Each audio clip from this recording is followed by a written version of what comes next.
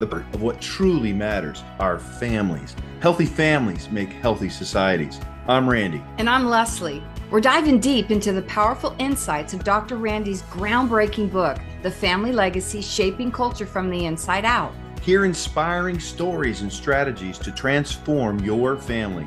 We'll explore topics like communication, forgiveness, healing, parenting, marriage. We'll cover it all. We'll have provoking conversations with experts, coaches, and real-life families who are benefiting from intentional family building. This podcast isn't just about theories, it's about tools that you can implement today. We all come from families, so this podcast is for you. Join us on this incredible family journey. Subscribe now as we learn to do family as God designed. Transforming families one episode at a time. Remember, whoever wins the family wins the culture in the end. Let's go.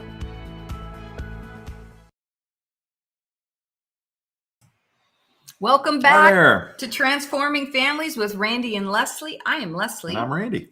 Listen, guys, we're super excited. We're starting a new series around marriage, and it's going to culminate, I can talk this morning, into a 6-week marriage challenge that we are calling Unified. So don't check out if you're divorced or not married yet. This is rich information.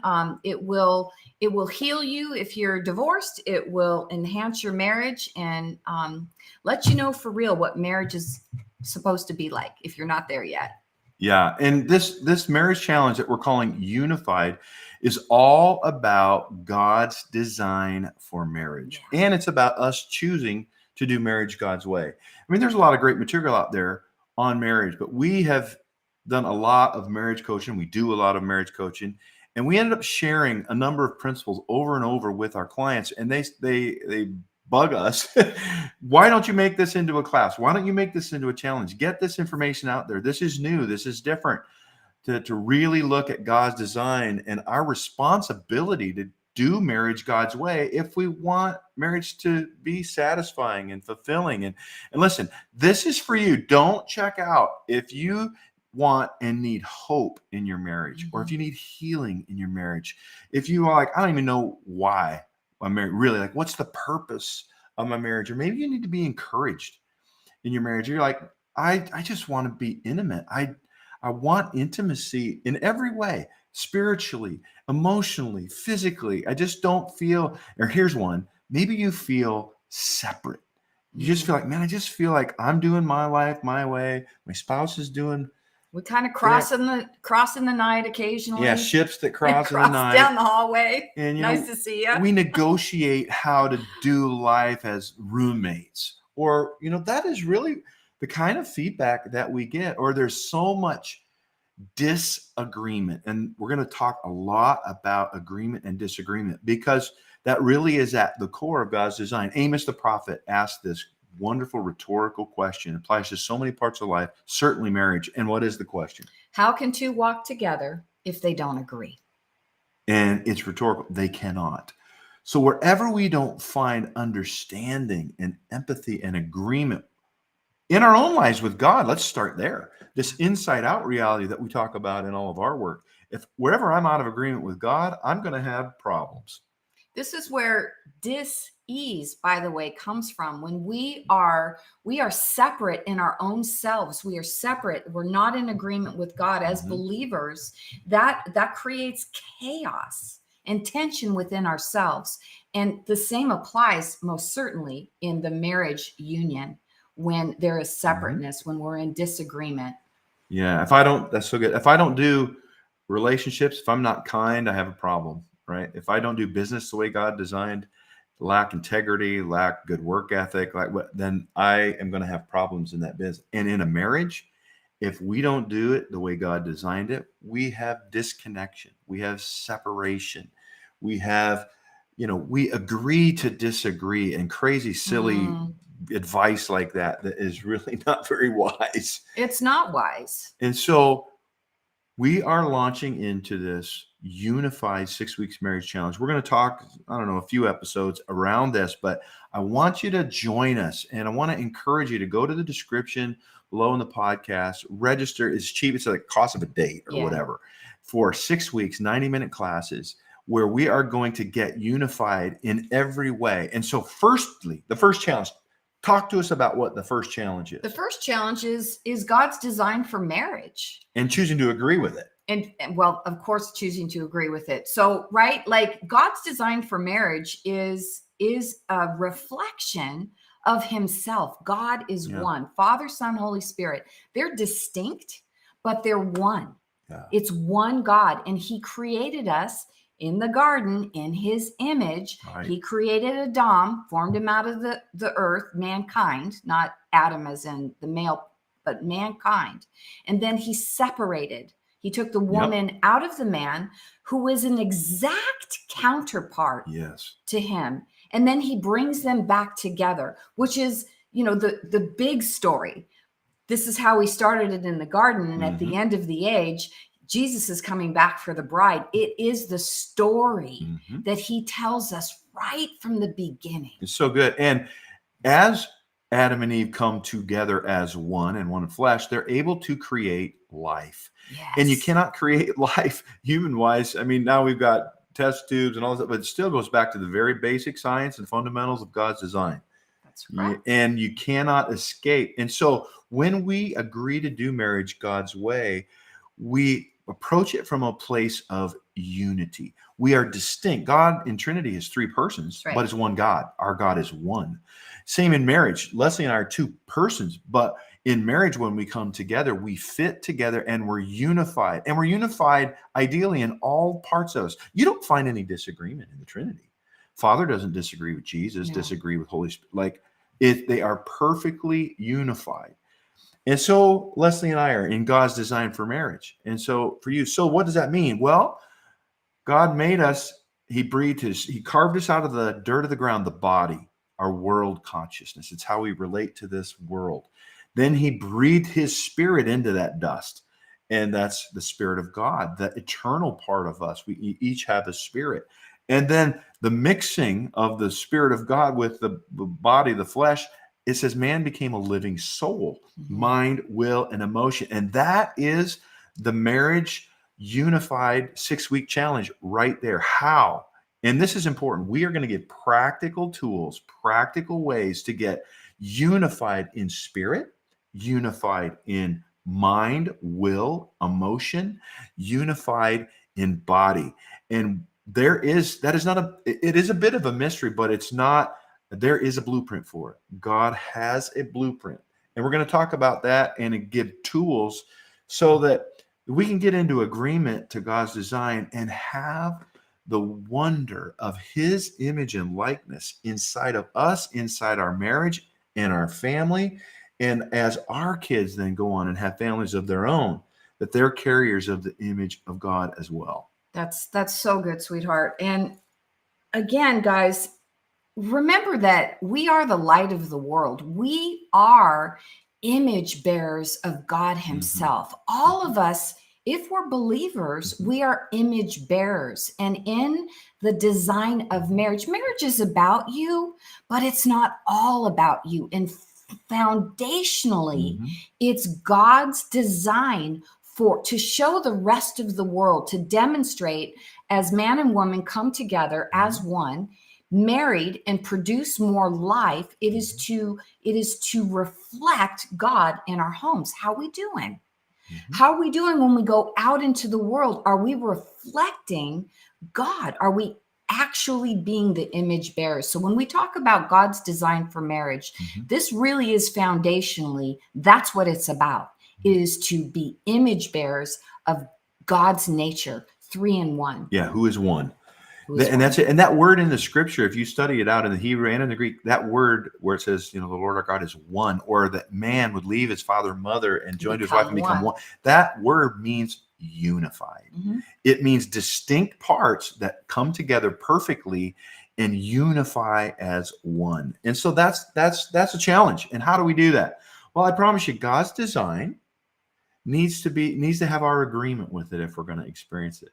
First of all, we have to humble ourselves and come into agreement that God, you designed marriage. Like I used this before for the family, same way, God's design. If you design a car You design it to drive down the road. You don't design it to be a submarine and operate in the ocean. It's just not designed for that. Submarine's designed for that, but not a car. So God has a design for marriage, and we need to humble ourselves and agree to do it his way. And you're going to get the benefits. You're going to produce the fruit out of that. You will be functioning as designed. We don't use a fork to, fix an outlet. I mean, like, right? Okay. So let's go on. Let's talk about, we're also going to be, the second challenge is going to be unified in spirit. So talk to us a little bit about that. So I have a spirit. Lesli has a spirit. You have a spirit. Your spouse has, and each one of us are responsible to steward that spirit and really to grow in God, right? To connect to God and live my life ordered. Like when God designed us, he designed our spirit to dominate. Our relationship to him, our communion with him is to dominate how I think, and that generates how I feel, and that my will is surrendered to what I'm getting in the spirit, and that my flesh carries that out. And if I am not in agreement and alignment with God spiritually, if I'm not connected, if I'm not pursuing, if I'm not receiving life, I cannot be in agreement with God. And every time I'm out of agreement with God, I have problems. And if Leslie's not doing that, she's going to have problems. And if we're not doing that together in our marriage in a unified way, where we say we're ordering our marriage under the spirit and direction of the Spirit of God, and we're going to commune with the Spirit individually and together, and we're going to learn and grow and be transformed by that, we will not be unified in our spirit. You try to put, and I'm not picking on him, I'm just using the sentence. You try to put a Buddhist with a Christian in a marriage and see how the spiritual connection and oneness goes. It's not going to go well. They're not of the same oil spirit. and water.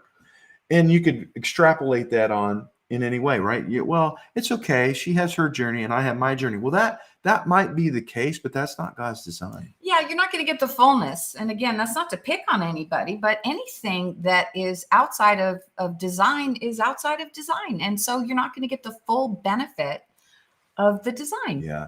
And so when we both are committed to growing our spirit with God and surrendering to him, and we do that together, and we're going to give you some tools in the challenge to do that. And then you'll go away and do it for the week, come back and report on it so that there's value that you get. But there's a lot more to that, but that's unified in spirit. What's the next challenge? Challenge number 3 is unified in mind, in our thinking. Yeah. So as a man or woman thinks in their heart, so are they. It says in Proverbs 23:7. So my thinking is paramount to how I govern myself, how I perceive the world, what and it runs really, our emotions even flow out of what we think. Our choices come from what we think.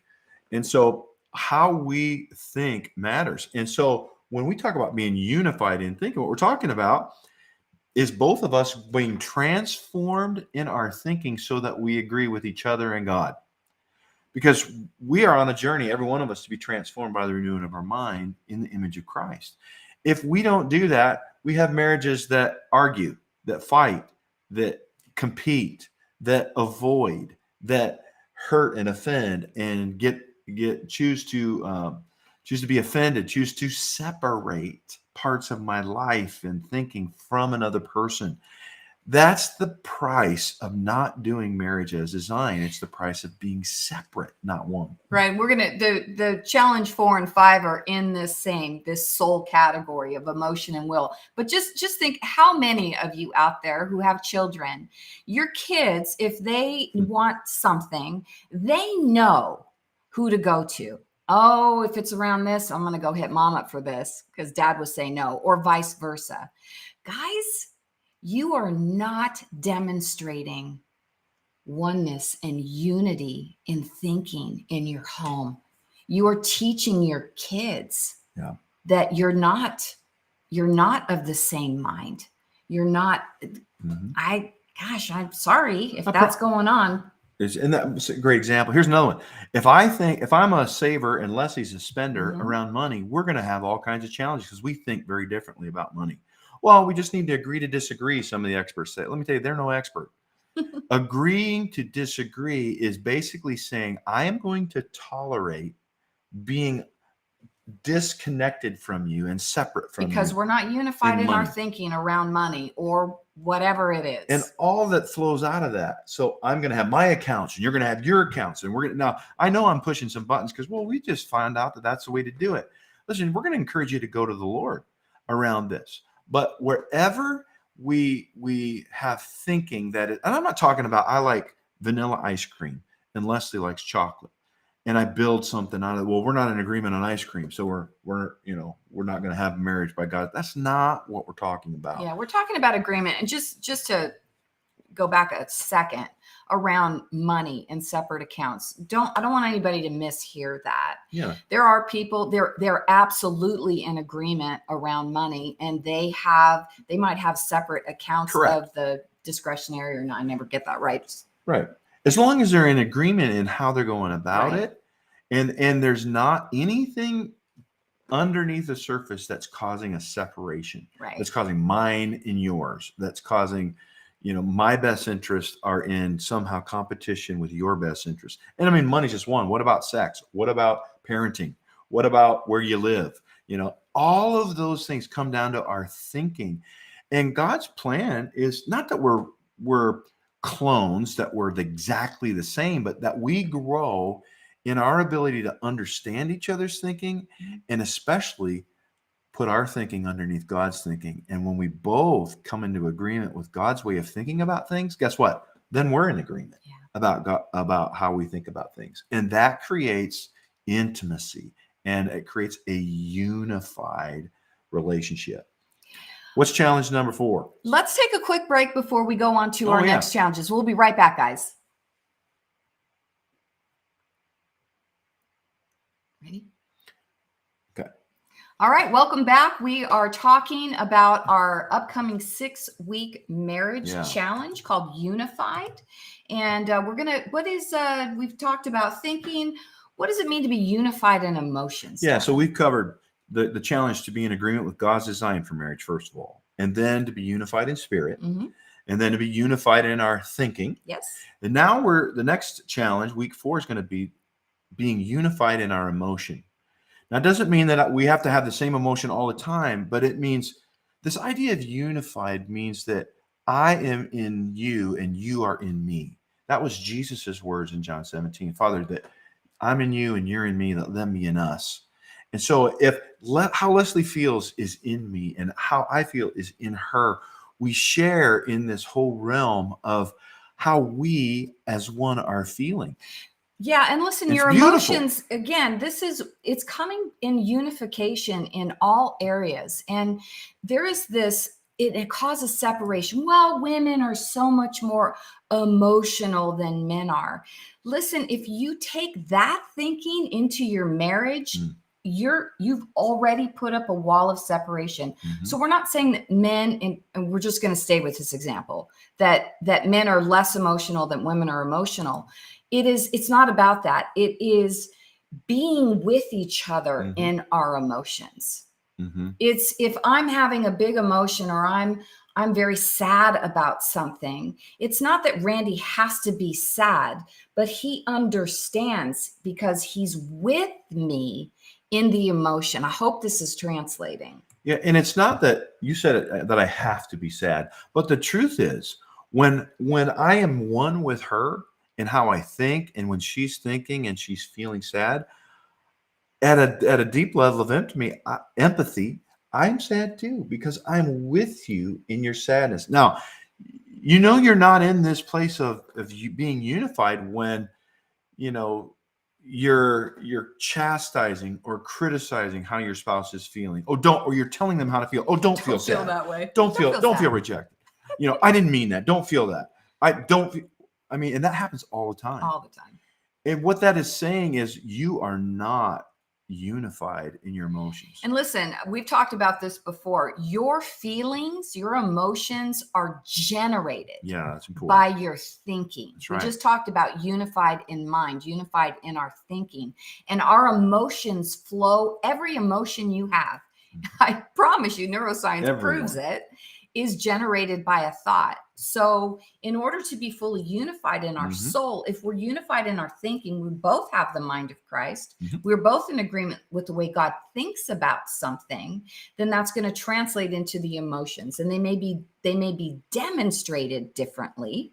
Mhm. Each person is distinct Yes. in their thoughts and their feelings, but it's about coming into agreement and unification. Yeah, and that empathy that comes from oneness, from Mhm. being unified.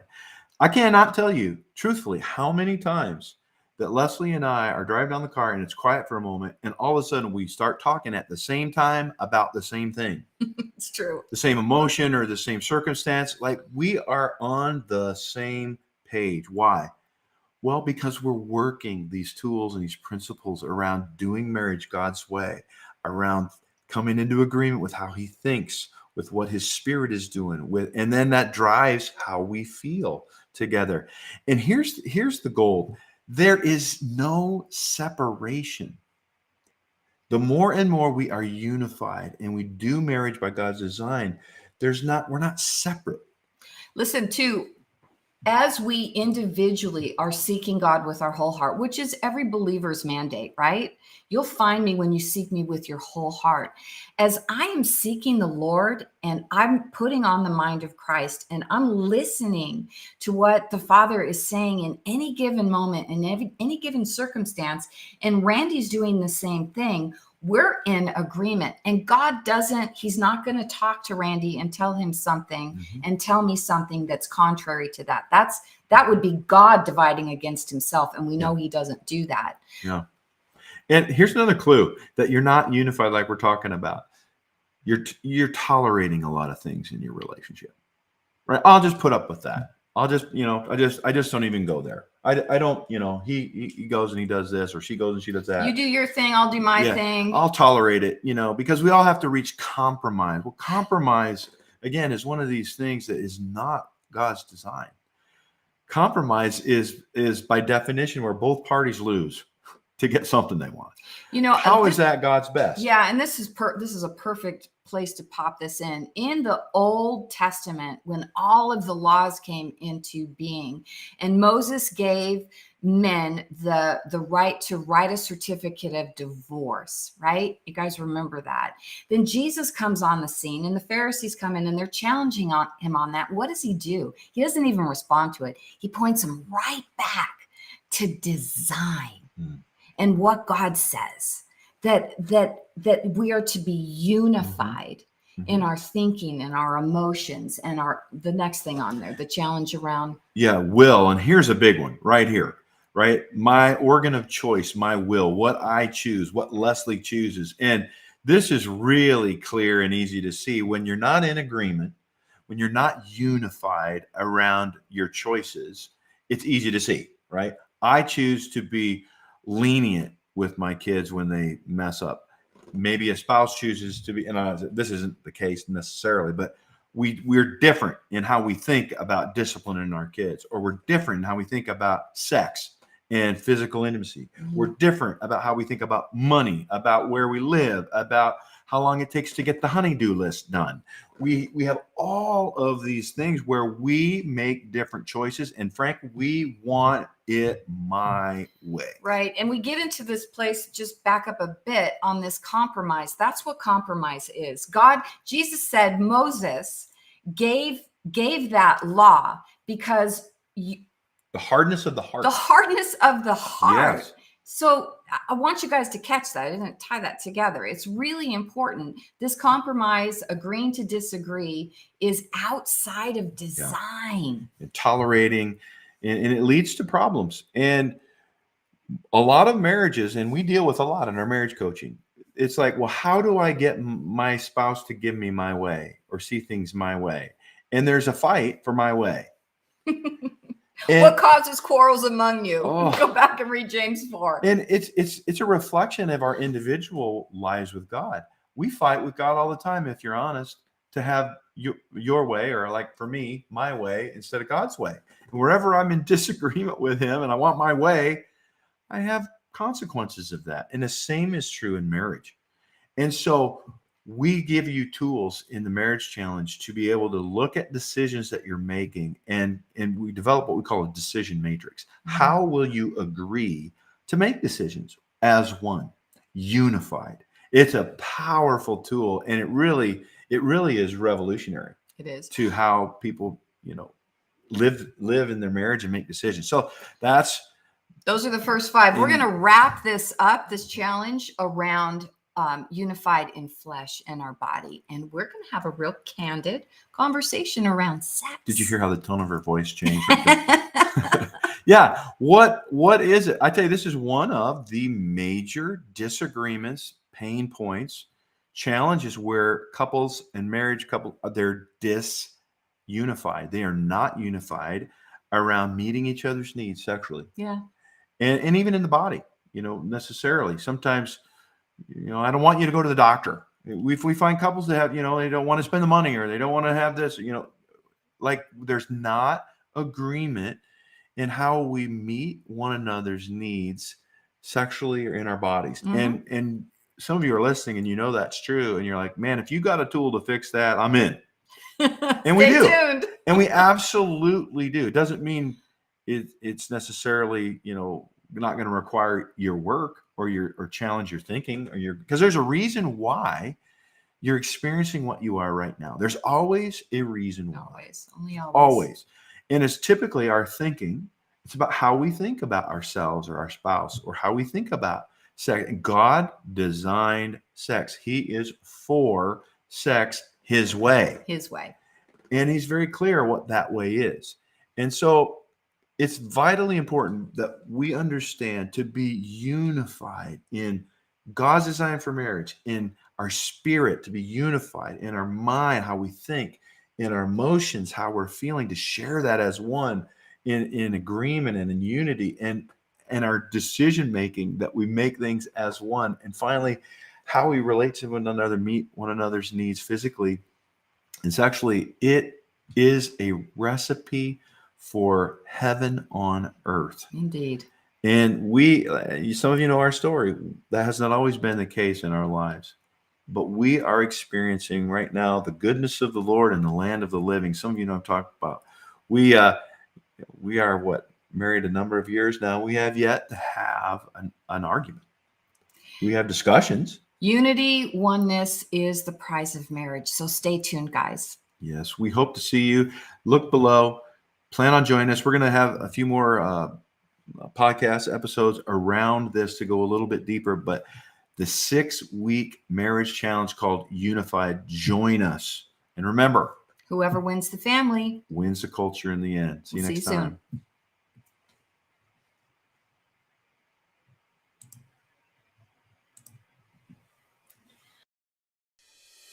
That wraps up another inspiring episode of Transforming Families with Randy and Lesli. We hope that today's conversation has left you feeling empowered and equipped to take action. Remember, transforming families begins with transforming ourselves. Let's be intentional, loving, and persevere. You're not alone. We're right here with you. We believe Proverbs 24:3, wise people are builders. They build families, businesses, and communities. Through intelligence and insight, their enterprises are established and endure. Thanks for joining us today. We encourage you to stay connected with us on social media, join our email list, and learn more about our resources and classes at the Family School by visiting thefamilyreformationproject.com. Remember to subscribe, share with your loved ones, and spread the word about transforming families. We'll see you on our next episode. And remember, whoever wins the family wins the culture in the end.